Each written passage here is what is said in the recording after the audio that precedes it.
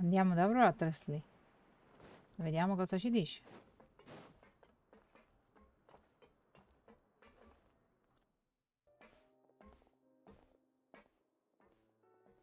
Excuse me.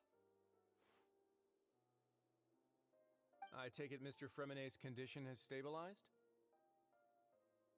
Of course. I wouldn't have left the infirmary otherwise. I've been expecting those two, but might I inquire as to the purpose of your visit, Miss Sejuin?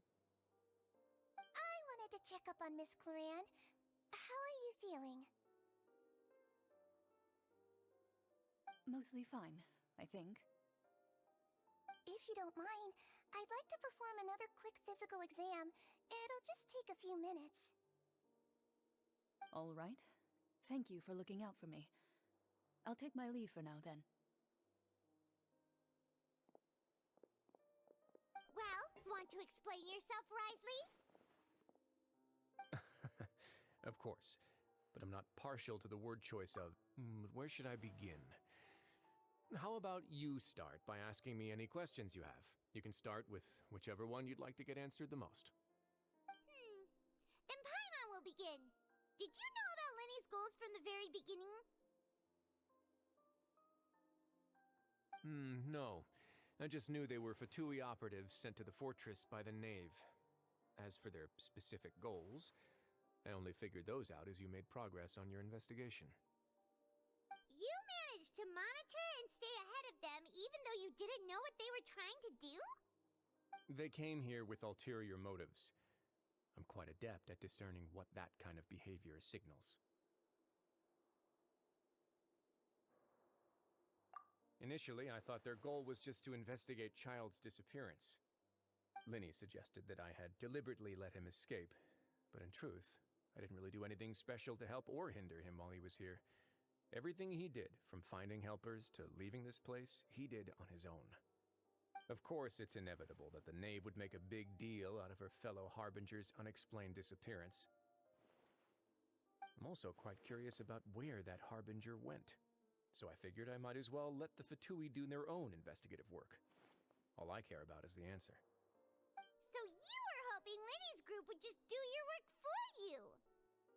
You make it sound like that's a bad thing. Unfortunately, things didn't go as planned. I assume that Fremenet has told you already, the ratio of primordial seawater around the fortress of Meripede is on the rise.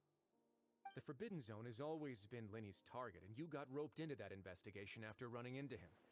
I began to intervene out of concern for your safety, and also to prevent the fortress from becoming entangled in more irksome matters. Are the rumors true? That you're also a former criminal? Now, why would you put it like that? Isn't staying here all day and serving as the manager of the fortress a kind of sentence unto itself? Another form of prison? I just happen to have some support from the rest of the inmates. That's all. Oh, right. Paimon wanted to ask, who invited Cloran down here? Me, of course. I paid her good mora to come down to the fortress for some field work. As a champion duelist, Miss Cloran could be considered to be an independent party. I needed to find an exceptionally capable person to help me get through the impending crisis. And saving Fremenet was part of that crisis? You can think of it like that, yes. Credit where credit is due, that boy is That's not something you should be asking after. Neuvillette only asked you to investigate Child's whereabouts. All I need to prove to you is that the Ti pareva che non c'era qualcosa che non dovevamo chiedere? That should be clear now that you've spoken to Fremenet. But we've already uncovered that there's something wrong with the infirmary, and we've answered a bunch of questions that you threw at us. Isn't it about time that you answer our last question in return? You make a compelling case. Do you really want to know the answer that badly? Yeah, Paimon really wants to know. Even if the truth may not be pleasant?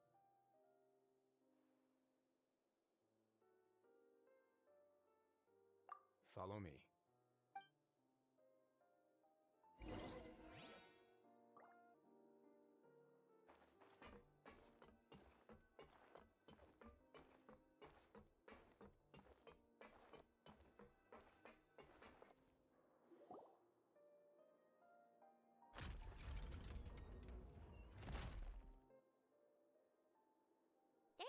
hidden door here? And a whole basement behind it? Huh. You're pretty good at hiding stuff, Risley. It seems you've forgotten just what kind of place the Fortress of Meripede is.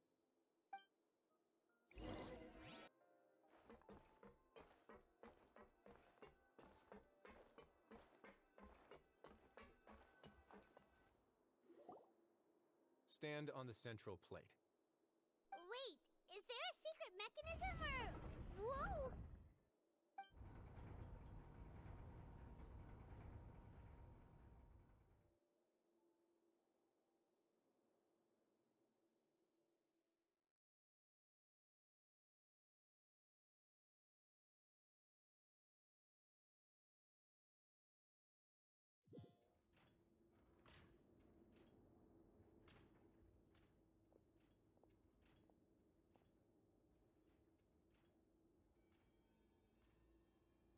What a huge door!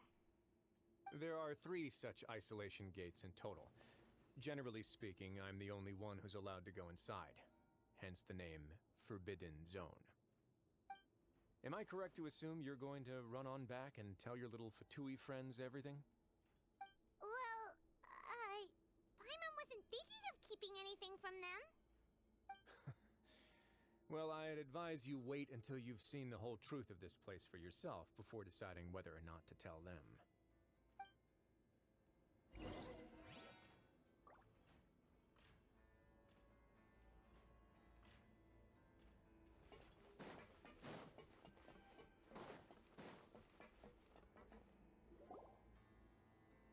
Huh. So there's a switch on the side. Stand back.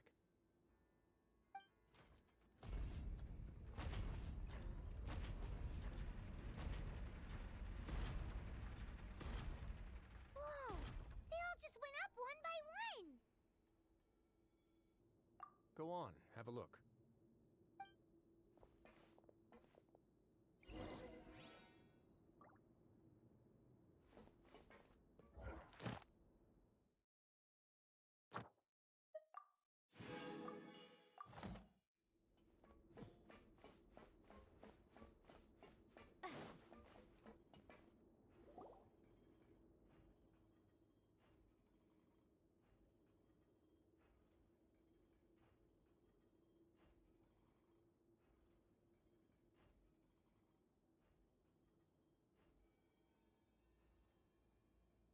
I've been interested in what lies beyond that gate ever since I assumed leadership of the Fortress of Meripede. Of course, it would be unwise to recklessly open it, but it'd also be risky and negligent to simply ignore any potential danger that could be behind it. The readings on that dashboard have not budged since the day when I first laid eyes on this place. But over the past year, the needle has crept upwards from its original position, likely because some parameter it's been tracking has changed, if only infinitesimally. Normally, I would have ignored it, but I happened to have some free time when I noticed it, so I investigated. Any guesses what the reading could be tracking?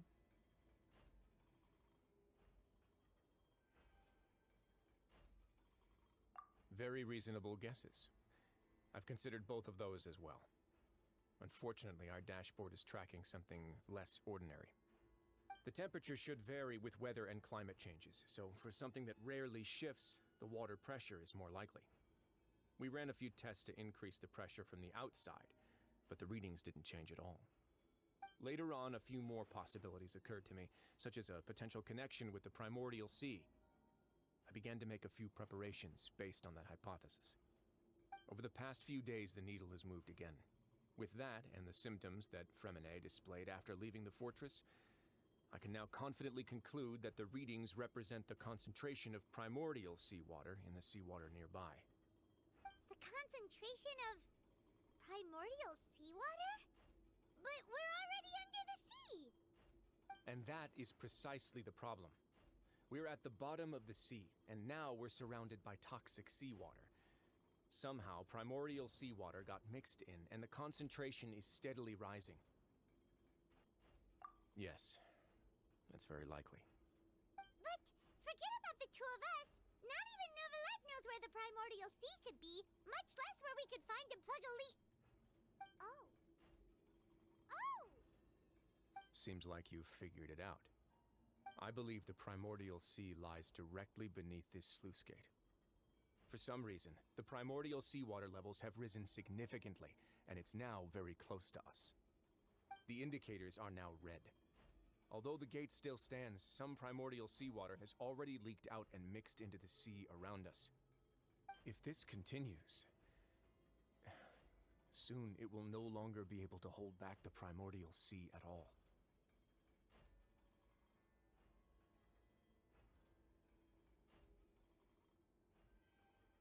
Yeah, you know what the legends say. If this place falls, then everyone in Fontaine will be turned into puddles in the span of a night. But that's just too weird! Why would the Fortress of Meripede be built right above a sluice gate for the primordial sea? Who built this place anyway? Your expression tells me you think this might be part of a vast, complicated conspiracy. To be honest, you might find the actual answer may be exceedingly boring. It's just that the secret of the Forbidden Zone had been long forgotten by the nation before I rediscovered it with my research. There's no single founder of the Fortress of Meripede in any traditional sense. What we know about its history has been left to us by the people who used to live here. When the previous Hydro Archon Egeria ruled the land, all convicted criminals from Fontaine were exiled. The people drove the criminals away like a wolf pack chasing away the banished. The criminals received no sympathy of any kind from the people. They were exiled to the desolate seaside, where they experienced only pain, struggle, and the bone-chilling cold. Some of them began to repent, and prayed to the Hydro Archon, asking if there was still anything they could do. The Hydro Archon took pity on them, and said, "You may go guard my secret, deep underneath the waves." And so, leaning on the power of the Hydro Archon, they gathered underneath the sea and began to build a fortress. They became a community down there in the deeps, and over the years helped it to grow. As the number of exiles increased, more and more people joined the community. When the first group of exiles died, they left the yet unfinished fortress to their successors. The Hydro Archon continued to lend her support, allowing the fortress and what it stood for to continue growing ever larger. Before long, this dark underwater fortress became the sinner's only home. And with that, the people here stopped referring to the fortress as a prison. They saw themselves as repenting sinners who would regain their freedom once they had sufficiently redeemed themselves. But as time went on, people also realized that the fortress was a lonely place. Once they had gotten used to life here, they could no longer feel comfortable living in the overworld. Once they had finished serving their sentences, some people left and some others chose to stay. They'd find some idle position and let their withered souls fade away with the ancient secrets of the past. After many, many centuries, few people still remember the reason for the fortress's founding. Now they just see it as an integral pillar of Fontainian society, as the place where criminals deserve to be sent. Now and again, researchers manage to break one law or another and live out their days in the fortress. I learned all this from an elderly historian. Everyone else just thought he'd made it all up. But now you know every part of that history is true. Indeed. It's just as the prophecy says. To be frank, not really. But sadly, that hasn't stopped this prophecy from proving all too accurate. Prophecies are troublesome things. Just let's go somewhere else. I want to show you something.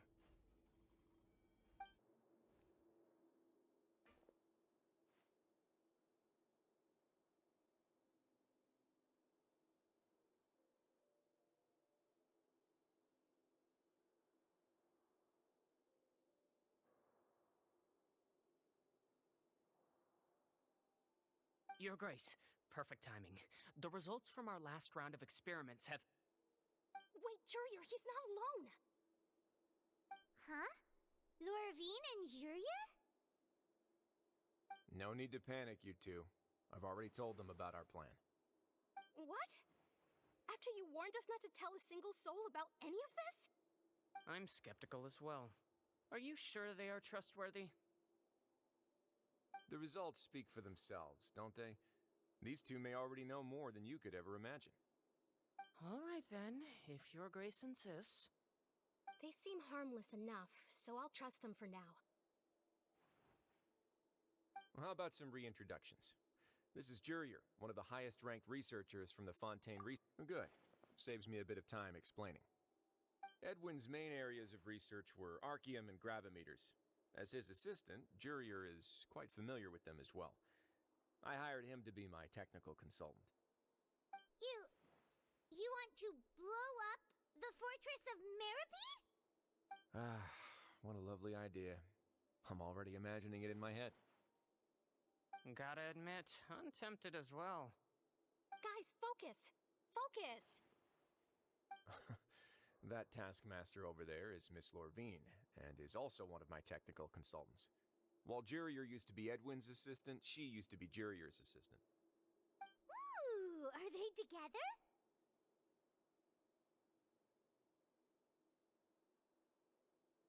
See, everyone keeps asking this question. Are you too sure you're not a couple and just using your work as a convenient cover?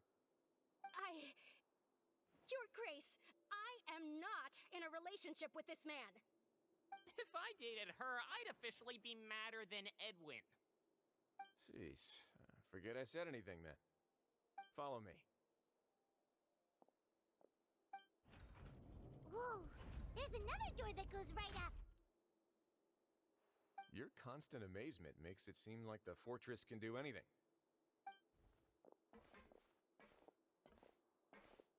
But Paimon really thinks everything's super cool.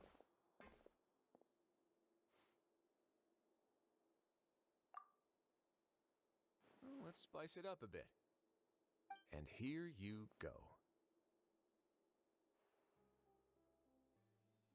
What a huge ship? This is also a production zone that Paimon's never seen before.